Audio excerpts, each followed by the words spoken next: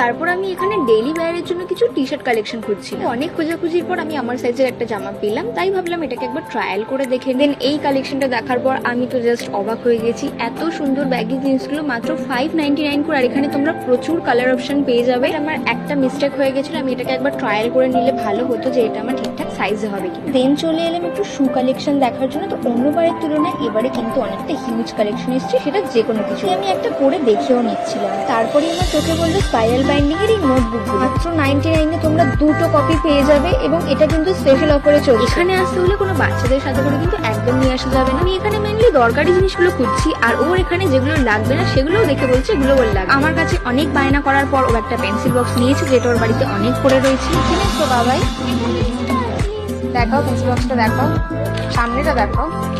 তুমি হ্যাপি তো? আরো কিছু নিতে চাও? আর কিছু তো দেবো না, আর তো দেবো না। তারপর বেরোনোর সময় চোখে পড়লো এই সানগ্লাস, প্রাইস মাত্র 100। তারপর এখানে বিলিং প্রসেস কমপ্লিট করে আমরা বেরিয়ে পড়লাম। তো আজকের ব্লগটা এখানেই শেষ হলো। কেমন লাগলো অবশ্যই জানিয়ে।